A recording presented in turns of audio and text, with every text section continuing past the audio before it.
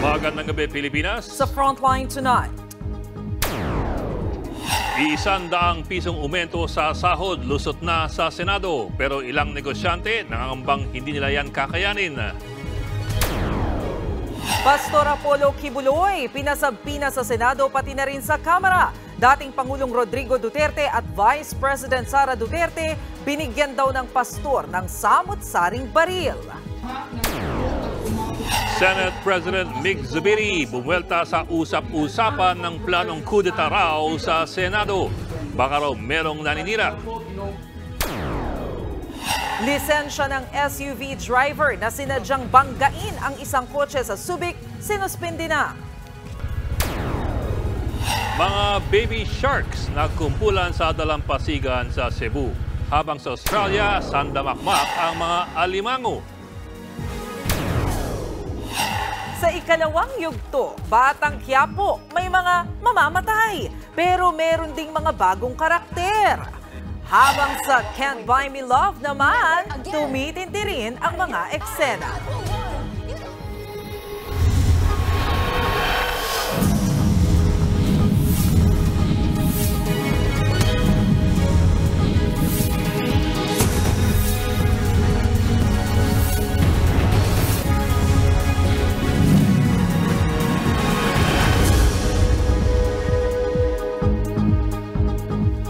Lusot na sa Senado ang panukalang 100 pisong umento sa sahod. Pero pangamba ng ilang negosyante, baka hindi ito kakayanin ng maraming maliliit na negosyo. Nasa frontline na balitang yan si Brian Basa.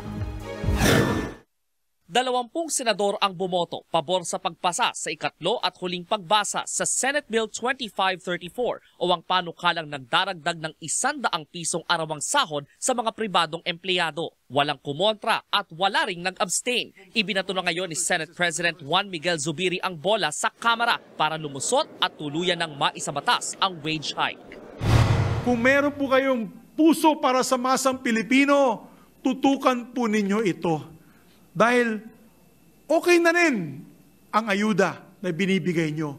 Pero mas gusto ng taong bayan na itaas ang sweldo ng ating mga manggagawa. Kung maisasabatas daw, ito ang kauna-unahang legislated wage hike mula 1989. Ayon sa may akda ng panukala na si Senador Jinggoy Estrada, nasa 4.2 million na manggagawa ang makikinabang dito. Bagamat may mga agam-agam ang ilang negosyante, dapat daw unahin ang paglago ng ekonomiya. We should bear in mind that a flourishing economy relies on the vitality of its workforce, who are considered the lifeblood of enterprises. At dapat natin pangalagaan at unahin ang interes ng ating mga manggagawa. May safeguard o isinaalang-alang din naman daw sa pagpasa ng panukala ang mga maliliit na negosyo. Hindi raw sakop nito ang mga negosyong nasa 10 pababa ang empleyado at may kapital na 3 milyong piso pababa. Tiniyak naman ng mga senador na hindi nito maaapektuhan ang inflation o pagtaas ng presyo ng bilihin at serbisyo sa bansa. Pero nanindigan ang Employers Confederation of the Philippines na 90% o karamihan sa mga industriya sa bansa ay maliliit o micro lamang, kaya mabigat ang dagdag na 100 piso sa arawang sahod. Lagi sinasabi, kaya ikalawang kumpanya, bawas lang kayo kasakita. Totoo yun. Possibly doon sa medium at sa large. Pero yung mga yun, ang sweldo binabayad dyan, mahigit pa sa hinihingi eh. Yung sa micro, natin yan, nagsara ng pandemic eh. Si Jonas na may-ari ng isang coffee shop, sisimulan ng pag-aralan ang posibleng epekto sa kanyang negosyo ng panukalang umento sa sahod. Naintindihan ko sa taas ng bilihin ngayon. Kumbaga, kailangan din talaga itaas yung sahod.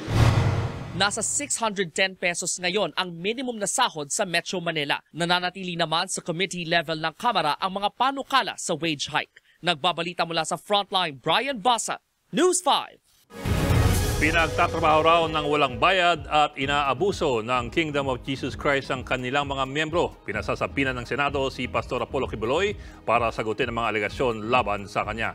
Nadawit pa nga pati sina dating Pangulong Rodrigo Duterte at Vice President Sara Duterte. Nasa frontline balitang yan si Camille Samonte. Yes, the subpoena against Apollo Kibuloy is out. Pinatatawag na ng Senado si Pastor Apollo Kibuloy ng Kingdom of Jesus Christ. Dapat na raw niyang sagutin ang mga mabibigat na akusasyong ibinabato laban sa kanya. sexual abuse sa mga babae, sa pilitang pagtatrabaho na walang bayad, at human trafficking.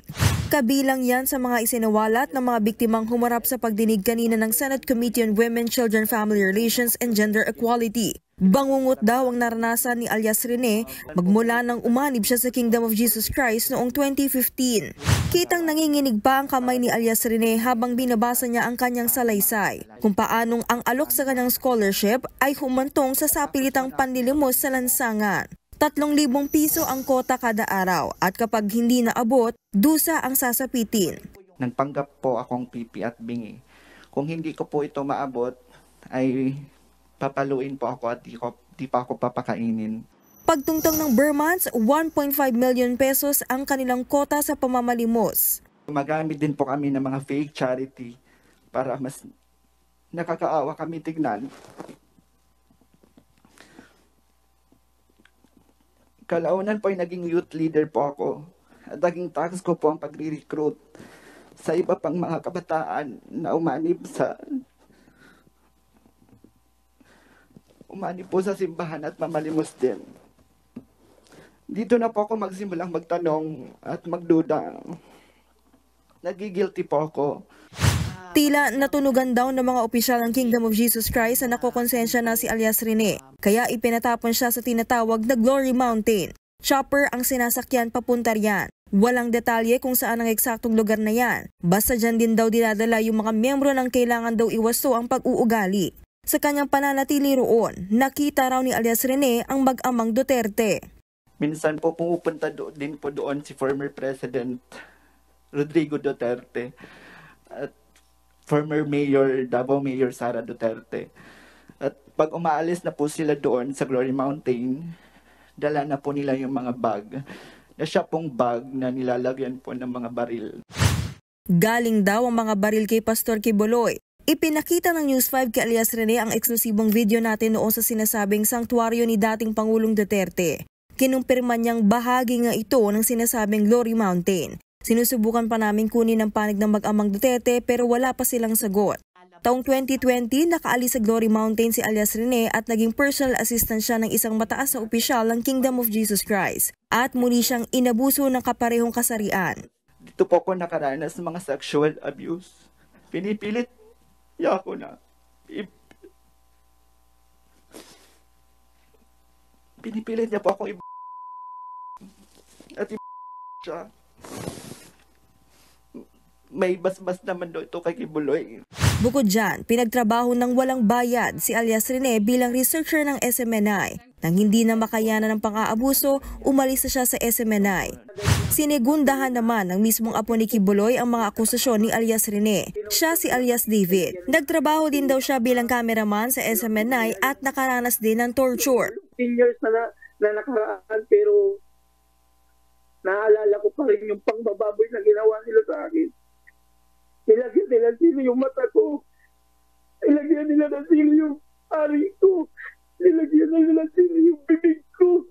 Depensa naman ng full-time miracle worker ng Kingdom of Jesus Christ. This is a religious organization, a corporation soul, so we don't have salary, but we call them honorarium. We are serving because this is voluntary, this is being a missionary, so this is not actually employment. Gate naman ang chairperson ng komite na si Senator Risa Hontiveros. Malinaw na may human trafficking at labor exploitation sa SMNI. Kailangan din talaga yung patuloy na pag-inspect dito, di lamang ng DOJ, pati ng DOLE. Kasi kung ano yung aspeto ng maaring matukoy na krimen. And kung maaring engaged in human trafficking ang SMNI, talagang mapapaisip ka, binibigyan ba dapat ang possible or probable human trafficker? Binibigyan ba dapat yan ng franchise?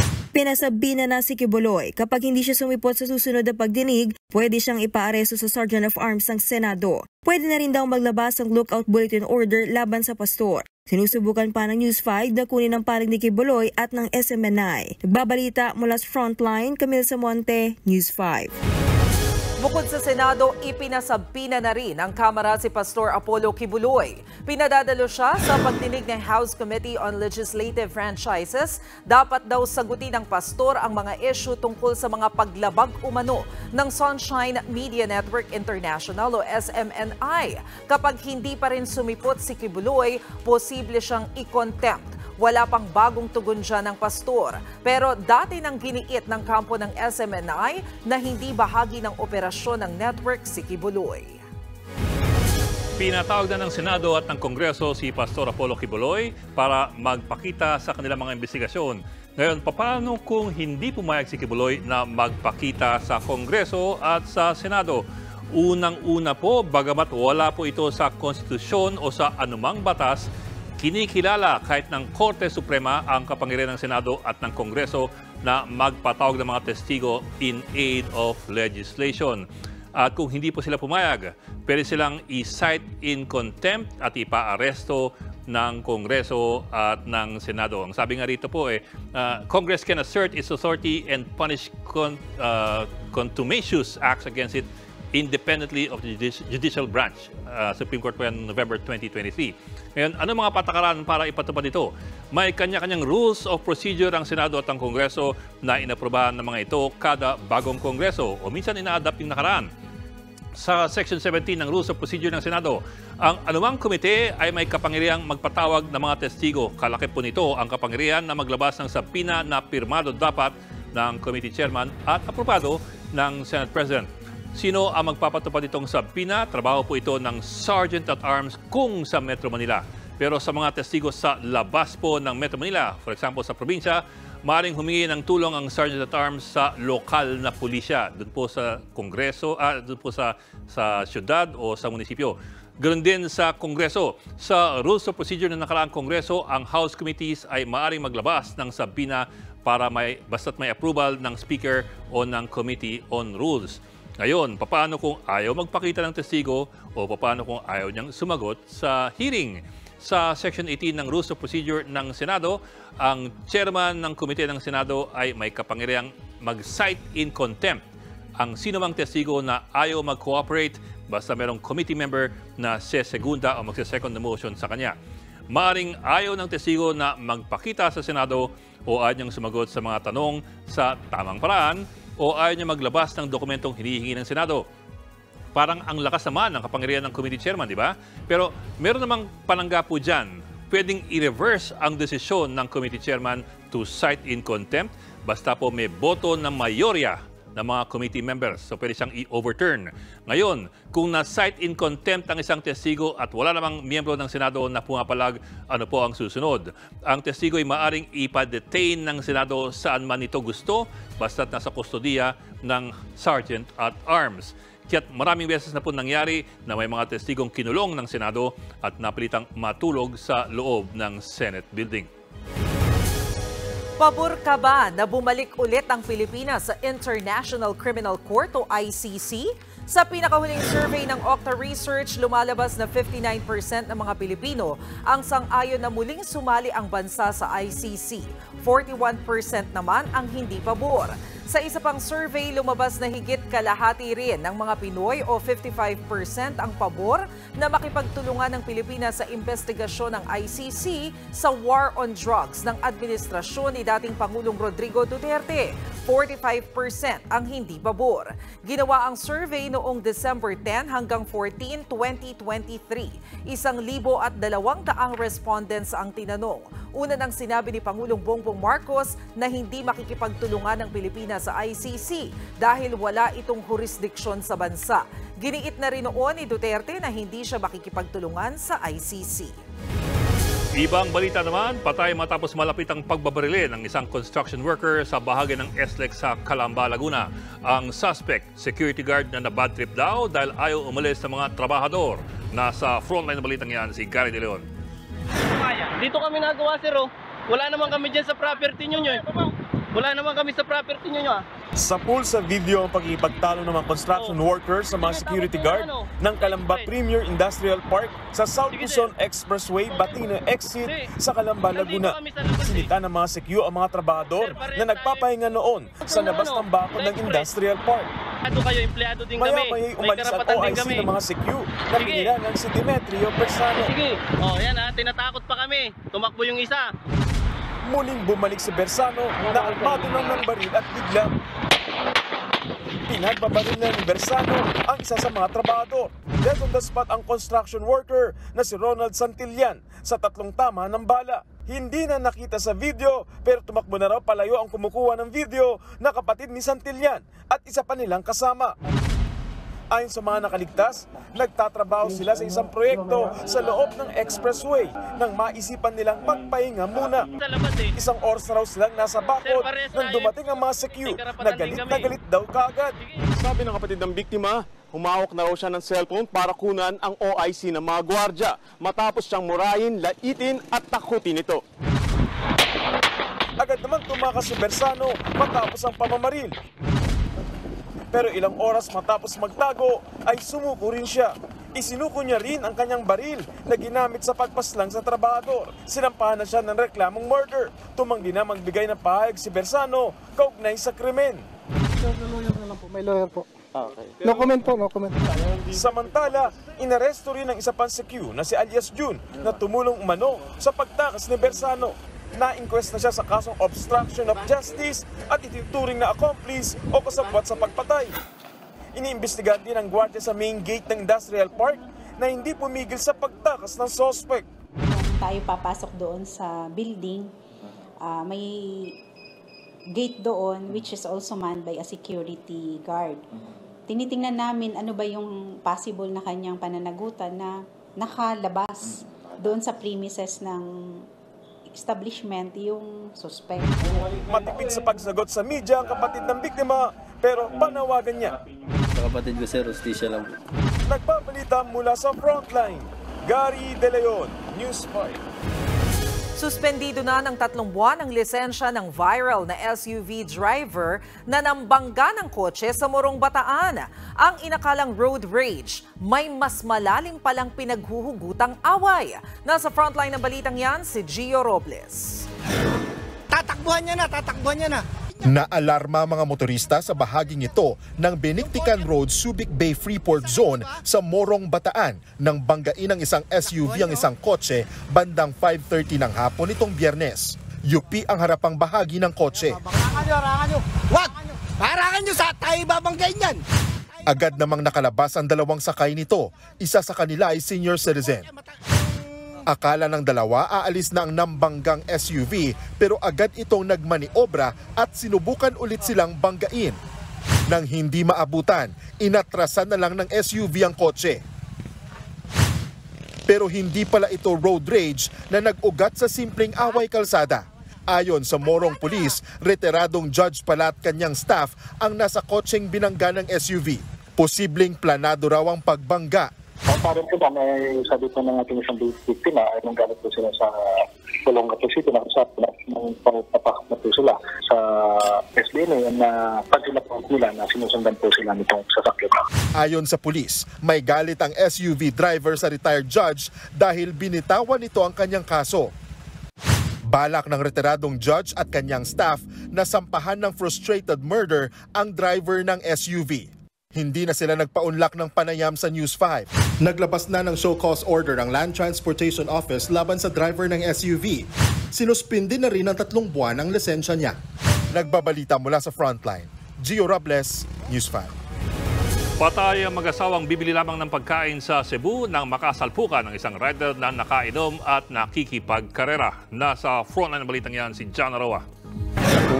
Nakabulagta at duguan ang lalaking ito ng datna ng mga rescuers sa Oling National Road sa barangay Mainit, Naga City, Cebu noong Sabado ng gabi. Kinilala ang rider na si Dexter Barchana. Ang nakabanggaan niya, motorsiklo rin na sinasakyan ng mag-asawang sina Peregrina at Crisen Cabalan. Sa lakas ng impact, tumilapon si Peregrina habang si Crisen naman nadaganan ng motor. Kahit naka-helmet, dead on the spot ang 2 rider na sina Dexter at Crisen habang kritikal kritikal ang angkas na si Peregrina. Sa investigasyon ng Naga City Police, binabaybay ni Dexter ang National Road nang mag-overtake ito sa isang bus. Paglipat niya ng lane, dito na nakasalubong at nakabanggaan ng motorsiklong minamaniho ni Crisén. Pero ayon sa mga opisyal ng barangay, nakikipagkarera si Dexter sa kanyang dalawang kaibigan nang mangyari ang aksidente. Ang malala pa, nakainom din ang mga ito. Magkaibigan lang yun sila naghahabulan. Parang katuwaan kasi sabi pa ng nakainom daw yun sila. Hindi naman makapaniwala ang panganay na mag-asawang kabalan. Bibili lang daw dapat ng hapunan ang kanilang magulang, pero hindi na pala makakauwi ng buhay ang kanyang tatay. Punta siya doon, magbili ng ulam. Kasi gusto ni Papa na pag-uwi niya ba, may sabaw, anak. Hirap talaga tanggapin sa lalo na may kapatid pa ako na maliit. Nananawagan ngayon ang mga anak na mag-asawa ng tulong sa pagpapalibing sa kanilang ama at gastusin sa ospital ng kanilang ina. Nagbabalita mula sa Frontline, John Arua, News 5. BIR employee arestado sa pagpapanggap na tax collector. At Jaya na aksidente habang papunta sa concert ni Regine Velasquez. Ang kanyang lagay, alamin. Magbabalik pa ang Frontline tonight.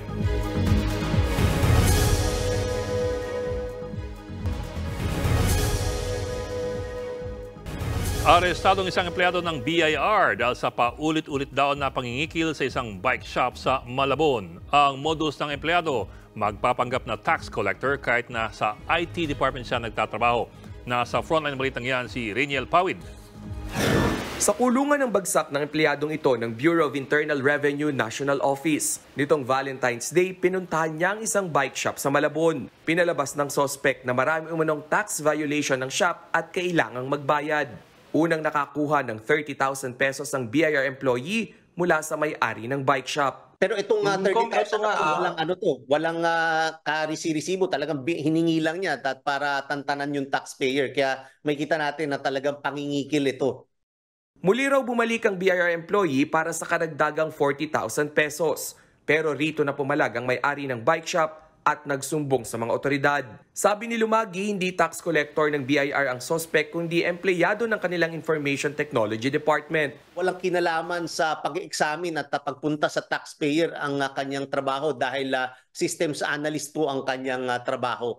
Hindi na nagpa-interview ang suspect pero aminado siyang may kasabwat sa ginawang hokus-pokus. Ang lumalabas kasi ang kasabwat niya kapitbahay niya na talagang I think kabisadong-kabisado dahil base sa kwento niya ay may dala-dala silang violations, yung mga checklist ng violation. Nabisto ring nasa 5 pang establishmento ang nabiktima ng modus ng suspect. Paalala ng BIR para hindi mabiktima ng ganitong panloloko. Siguraduhin po natin na tingnan po natin ang mga papeles at IDs na dala nila dahil kapag pumupunta po sa inyo at nagsasagawa ng lehitimong operasyon ay dapat armed with proper documentation katulad ng letter of authority o kaya naman ay mission order. Kung makakita ng ganitong BIR employee, pwedeng magsumbong gamit ang ilang social media accounts at number ng ahensya. Ang nahuling empleyado nahaharap sa patong-patong na reklamo. Nagbabalita mula sa Frontline, Reniel Pawid, News 5. Intriga lang daw sa Senado ang umuugong na kudeta laban kay Senate President Mig Zubiri. Sabi ng ilang senador, strategy lang yan para magkawatak-watak sila sa gitna ng issue ng People's Initiative. Nasa frontline ng balitang yan si Camille Samonte. Mismong si Senate President Mig Zubiri raw ang nagtanong sa mga kapwa niya senador tungkol sa nakarating sa kanyang balita na meron umanong kudeta laban sa kanyang liderato. Palagi ko naman silang kausap. Wala naman silang nalalaman. We'll know today. We'll know today if I give you a farewell dinner or not, right? But if not, then let's continue working. Sinabi yan ng senador matapos matanong sa umano'y kumakalat na resolusyon para palitan siya sa pwesto. Sa resolusyong yan, kailangan daw ng 13 pirma ng sinuman sa 24 na miyembro ng Senado para maitulak ang kudeta. Tingin ni Zubiri, estilo lang yan para sirain ang Senado. Alam mo naman, there's a concerted effort to discredit the Senate. Nalaman ko pa yan last week pa. So sa amin, trabaho lang kami. We'll just focus on the job at hand and will not lose sight of the most important thing, which is to help the Filipino people. Dagdag pa ng Senate President, ipinauubaya na niya ang isyong yan sa mayorya. I serve at the pleasure of my colleagues. I am extremely honored to serve at the pleasure of my colleagues. Ganun lang naman yan. I leave it to the wisdom of my majority. Marso at Hunyo noong nakaraang taon nang umugong din ang balitang balak patalsikin sa pwesto si Zubiri. Kasagsagan niyan ng usapin tungkol sa charter change o pag-amyenda sa 1987 Constitution. Pero walang nangyari. Ngayon, nasakto namang lumutang ang planong pagpalit kay Zubiri sa gitna ng mainit na usapin ng economic tsa-tsa sa dinidinig na ng Senado. Pati na ang bangayan ng Senado at Kamara kamakailan, bunsod ng isinusulong na maanomalya raw na People's Initiative. Hindi raw malabong yan ang rason, ayon kay Senator J.V. Ejercito. Siyempre, meron tayong hindi pinagkakasundo sa House, so hindi malamang, yan, divide and conquer siguro para, dahil nagbabanggaan yung dalawang house yung dalawang houses, so hindi malayo na talagang magkakaroon ganito maintriga. Pero sa ngayon, palagay ko mahirap palitan si Senate President Mig Zubiri. Ganyan din ang tingin ni Senator Nancy Binay.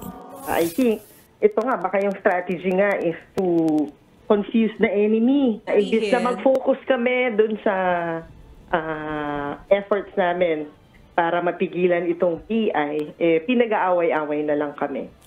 Dagdag pa ni Binay, palaisipan sa kanila kung paano nabuo ang isyu ng kulita kay Zubiri.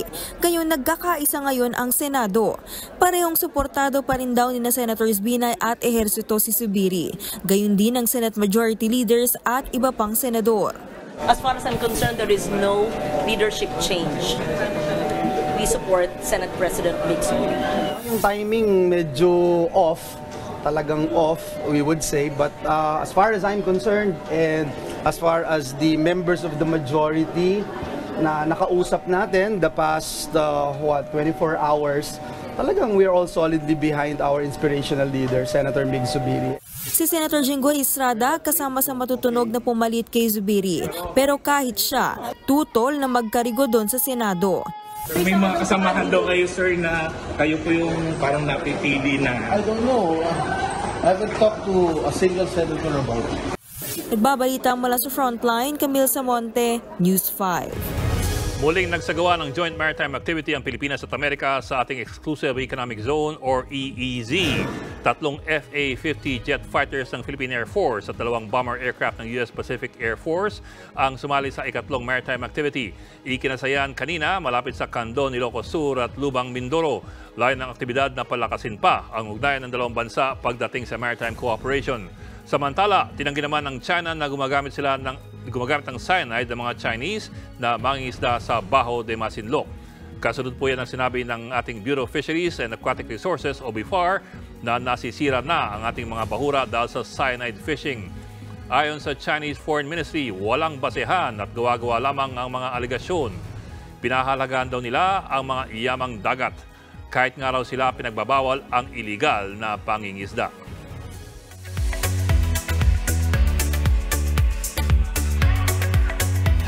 Showbiz Tonight na tayo. Nabangga ang sasakyan ni Queen of Soul Jaya habang papunta sa concert ni Regine Velasquez sa California sa Amerika. Sa kanyang Instagram post, papunta raw sana ang singer kasama ang dalawa niyang kaibigan sa concert venue nang mabangga sila sa likod ng isa pang sasakyan. Sa lakas ng impact, nayupi ang likurang bahagi ng kanilang SUV. Naisugod sila sa ospital at maayos naman daw ang kanilang kalagayan. Pero minomonitor pa raw ang dalawang kasamahan ni Jaya. Nagpasalamat din sa Panginoon ang singer at nagpaalala na gamitin lagi ang seatbelts sa sasakyan. Heto pa, may mga mamamatay pero merong mga bagong karakter na papasok sa hit series na Batang Quiapo. Habang ang Can't Buy Me Love, kaliwat kanan din ang mga pasabog na eksena. Panoorin natin yan.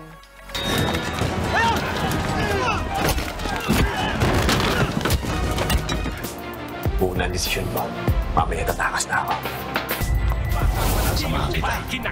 Matindi na, pero mas titindi pa ang mga eksena sa nangungunang serye na Batang Quiapo. Ipinasilip na ang bagong yugto nito kasabay ng kanilang first anniversary. At ngayon, panibagong gulo ang haharapin ng bidang si Tanggol Coco Martin sa loob ng kulungan. Ano panaginip? Kinukuha ko siya sa asawa niya. Pagkatapos na napatay ko ang asawa niya. Sila sa atin. Dapat din abangan ng mga bagong karakter na gagampanan na Elijah Canlas, Jaime Fabregas, Malu Crisologo, Noni Buencamino at ang anak ni Vong Navarro na si Ice. Tutok lang sa Batang Quiapo, alas 8 ng gabi bago mag-Frontline Pilipinas dito sa TV5. It's nice to meet you, Caroline. Finally, nagkita na sina Annie, played by Ina Raimundo, at Caroline na ginagampanan ni Bel Mariano sa Can't Buy Me Love. Pero ang mas intense, sumabog sa galit si Caroline dahil sa nalaman niyang revelation sa all out naman sa pag-promote sina Kim Chu at Paulo Avellino sa kanilang serye na Linlang. Bumisita pa sila sa TV5 Media Center para sa promo shoot ng naturang serye. Subaybayan sila sa mas tumitindi pang mga tagpo sa Linlang dito sa TV5. Hindi nun matatakpan ang lahat na Patikim pa lang yan sa ating showbiz tonight. May chichika pa ako mamaya. Susunod, ilang kalsada sa Australia isinara para sa pagdaan ng mga alimango. Lalaking nagamok dahil sa away pamilya, nakapatay ng aawat sana mga pulis. At Korean heartthrob Kim So-yoon may pasilip na sa bago niyang K-drama. Tutok lang mga kapatid dito sa Frontline Tonight.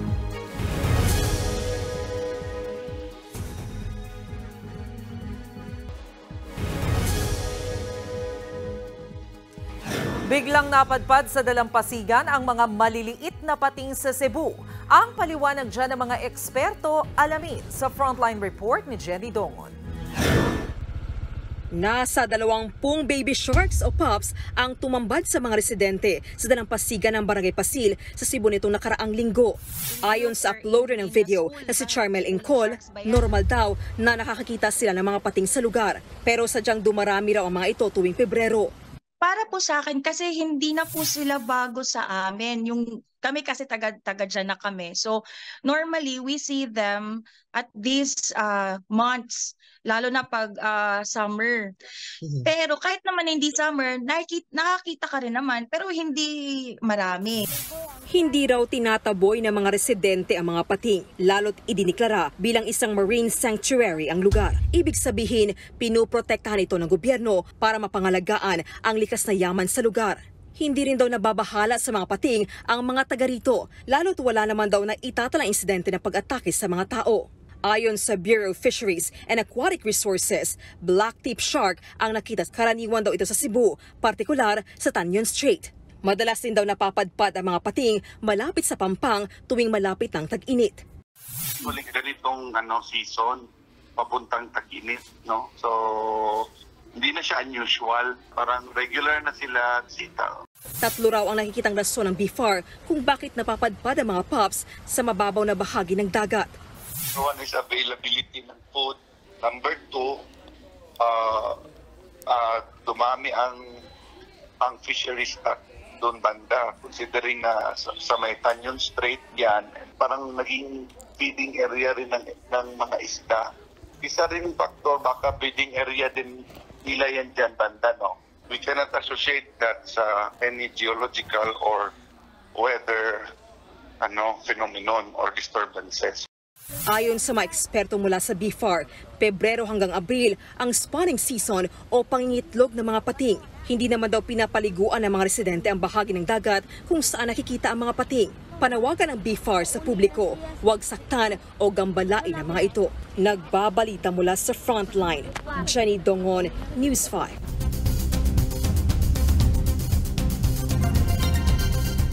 Biglang nagsulputan ng sandamakmak na pulang alimango sa isang isla sa Australia. Tila nagkaroon ng crab invasion sa dami ng mga alimango sa kalsada. May umabot pa nga sa hagdan ng isang gusali. Ayon sa lokal na otoridad, nagsisilabasan talaga taon-taon ng mga pulang alimango para mag-migrate o lumipat sa dagat para magparami. Pero hindi raw katulad ng mga nakaraang taon, 2 buwang delayed ang kanilang migration. Mas marami rin daw ang bilang nila ngayon. Ayon sa mga eksperto, hindi agad nag-migrate ang mga alimango dahil sa sobrang init na panahong bunsod ng El Nino. Sa Minnesota naman sa Amerika, hinostage ng padre de pamilya ang kanyang misis at 7 nilang menor de edad na anak. Binarikadahan pa raw ng lalaki ang kanilang bahay para hindi makalabas ang kanyang pamilya. Palaban ng suspect lalo't marami siyang imbak na baril at bala sa loob ng kanilang bahay. Sinubukan pang makipagnegosasyon ng mga pulis sa suspect pero pinaputukan sila ng baril. Gumanti naman ng putok ang mga pulis hanggang sa napatay ang suspect. Patay din sa barilan ng 2 pulis at 1 paramedic. Ayon sa inisyal na investigasyon, isa itong kaso ng domestic abuse. Ligtas naman ang pamilya ng suspect. Abangan ang trending na Of Course Challenge. At K-drama comeback ni Korean heartthrob Kim So-yoon silipin. Tuloy-tuloy ang balitaan dito sa Frontline Tonight.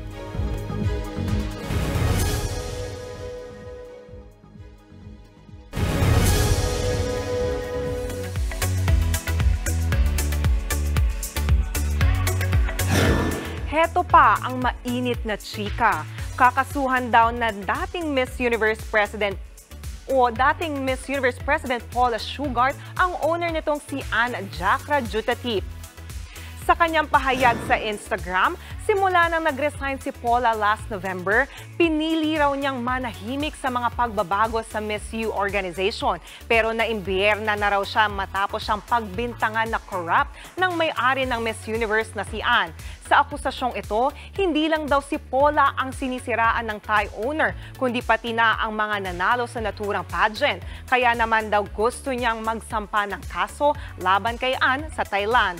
Nilinaw din niya na wala siyang intensyong magdrama sa social media. Alam daw ng mga nakakakilala sa kanya kung ano ang totoo.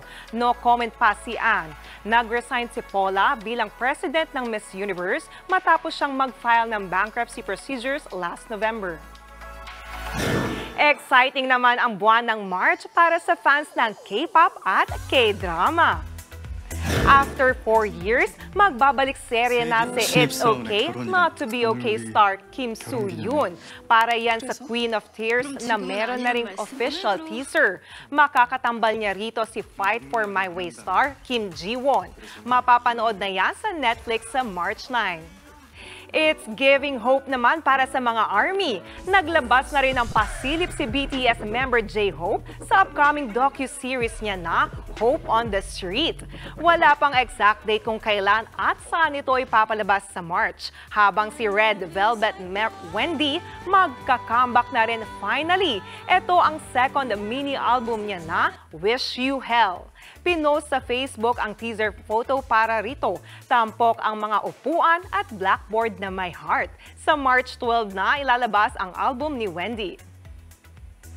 At yan ang latest and hottest sa showbiz tonight. Ako si Jania Lipon. Happy Monday mga kapatid.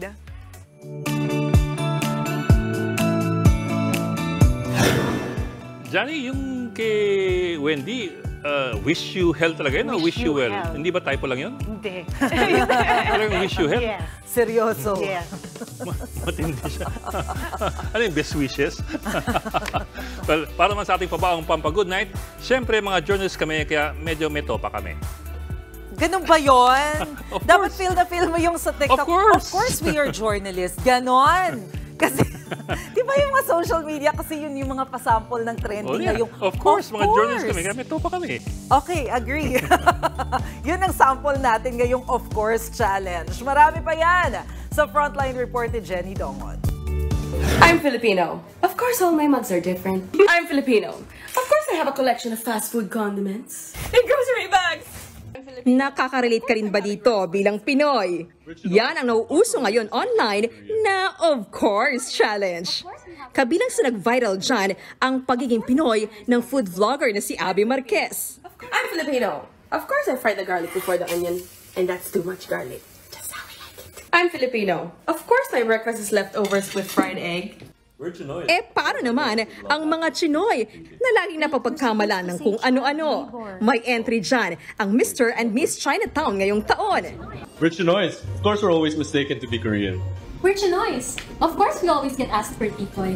We're Chinoys. Of course we eat dogs. We're not supposed to say that. Oh yeah, we don't eat dogs, we eat cats. Eto pang isa, para naman daw sa mga social climber. For social climbers, of course, papakita namin ang logo ng Apple kapag magmi-mirror shot kami. We're social climbers. Kada gala, my day. Nakijoin din sa trend ang dalawang abogado na to. We're lawyers. Of course, every family gathering results to a series of free legal consultations. We're lawyers. We'll probably complicate simple things.